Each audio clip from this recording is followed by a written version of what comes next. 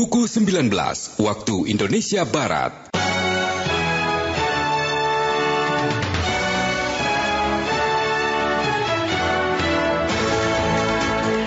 Dari Medan Merdeka Barat 4 dan 5 Jakarta, inilah Radio Republik Indonesia dengan Warta Berita.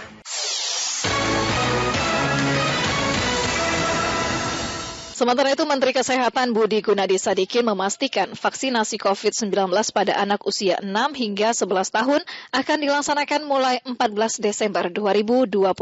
Rini Hairani melaporkan selengkapnya.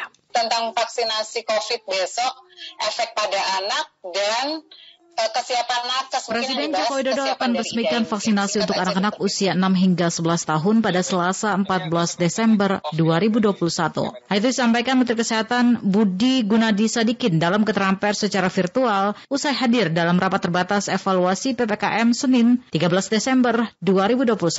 Menkes menyampaikan vaksin yang akan diberikan untuk anak usia 6 hingga 11 tahun telah disetujui oleh Badan Pengawas Obat dan Makanan adalah Sinovac. Tak hanya itu, ia mengklaim stok vaksin dalam negeri saat ini mencapai jumlah 348 juta dosis. Kami juga ingin menyampaikan bahwa vaksinasi anak usia 6 sampai 11 akan mulai besok dan insya Allah akan diresmikan oleh Bapak Presiden sendiri.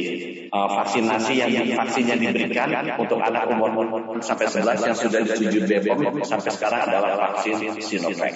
Kami juga sampaikan yang terakhir, stok vaksin yang ada dalam negeri sekarang 348 juta. Jadi kalau tadi baru disuntikan 250 juta, kita stok vaksinnya tinggi sekali, hampir 100 juta dosis. Sementara itu, Ikatan Dokter Anak Indonesia tengah mematangkan petunjuk teknis terkait pelaksanaan vaksinasi COVID-19 bagi anak usia 6 hingga 11 tahun. Ketua Umum IDAI, Piprim Basarah Yanuarso mengatakan isi juknis akan berkaitan dengan screening kesehatan yang harus dilalui anak sehingga dapat disuntik vaksin COVID-19.